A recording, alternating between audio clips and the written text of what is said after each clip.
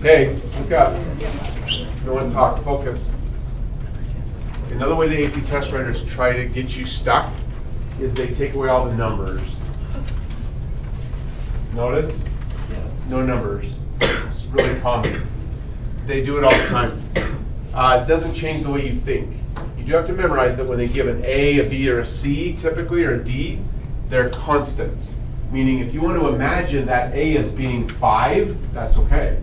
In fact, if you would like to solve the problem as A equaling 5, just so you can kind of feel more comfortable about it, that's legal. There's nothing wrong with that. You'll have to go back and solve it with being A to get the right answer, but if it helps you understand it, that's all A is it's just a number. So, when we're solving this limit, we skip the blue step because we do not have x approaching infinity. X is approaching a number, negative of that number. So we go right to factor and divide. Raise your hand, please, if you know how to factor the numerator. The denominator is already factored out. There's nothing we can do on the bottom, really. But if we can get a factor on the top to match a factor on the bottom, it'll help. So how does the top factor? Let's go, Charity. It would be x plus a times x minus a. So Charity said I should write the limit as x approaches a negative, or you can think of it as -1 times a, of x plus a multiplied by x subtract a. Okay, 2 points for Charity. Raise your hand if you had your hand raised and were prepared to say that.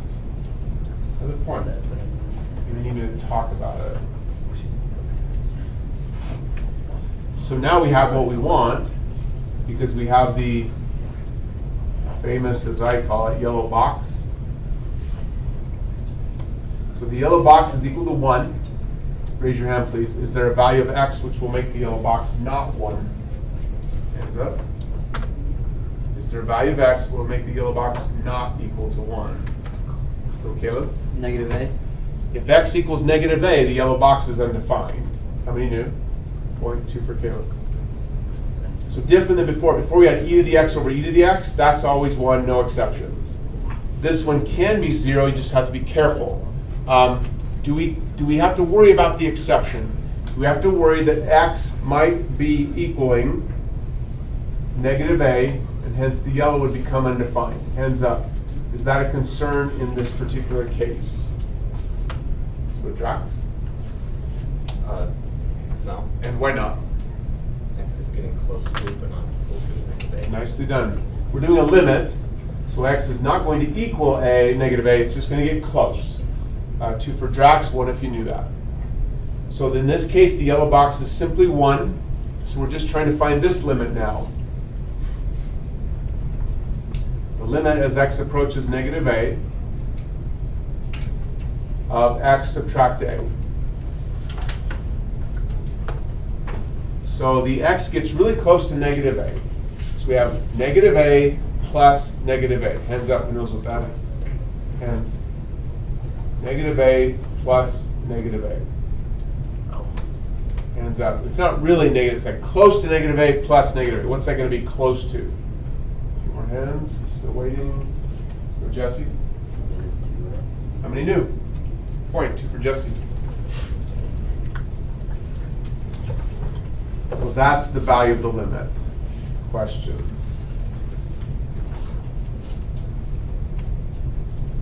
Sweet. Now you have to do the horizontal asymptote check, but you can memorize that we are only dealing with power functions.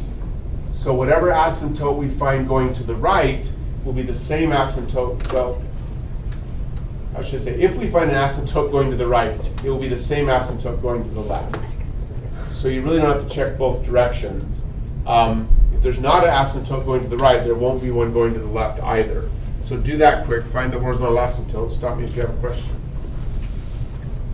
So finish problem 6 by finding the left and right horizontal asymptotes.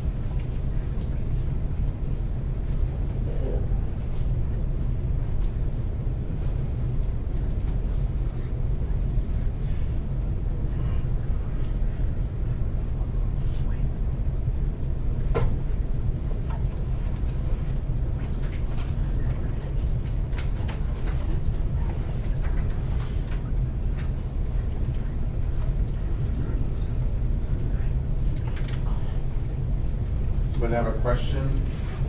We just compare again, as x is approaching infinity now, the dominant term is the x squared on the top, the x squared on the bottom.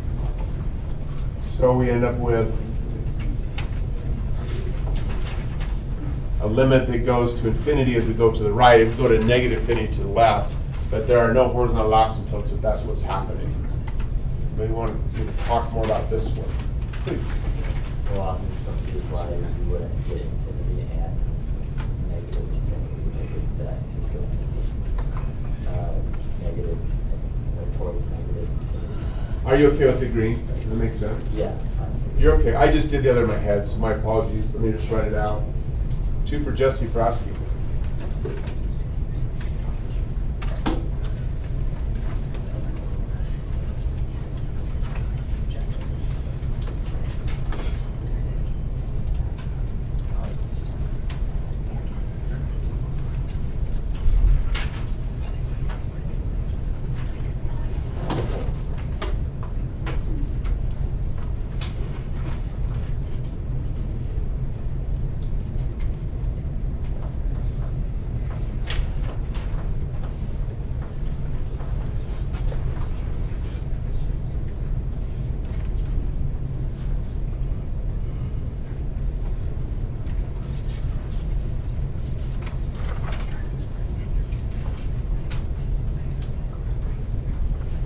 I don't know if that helps.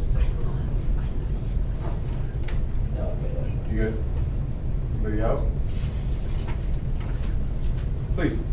So do you need to solve for both, or can you just, once you know that that is infinity, can you just know that that's negative infinity, or do you have to show that you went through that? It'll kind of depend on, like, so what I'm doing in the homework is I'm asking you to do kind of several things so I can prepare you for who knows what kind of AP question. So it would depend on specifically what they asked. But what I would have done, Ian, is this. If they said identify any horizontal asymptotes, I would have done the work to here. And I would simply note that this will always equal 1. Right. So if x is approaching positive infinity, y is going to approach infinity. Right. Let's write that down.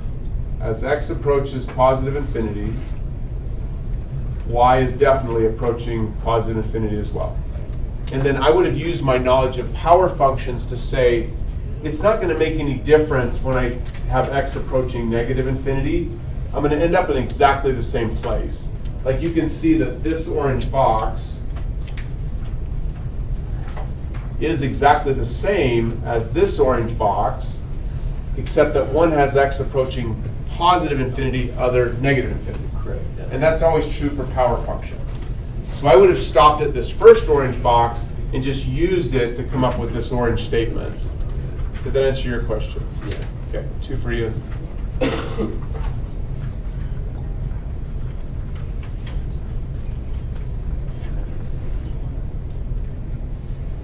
Other questions? Herb, please do number.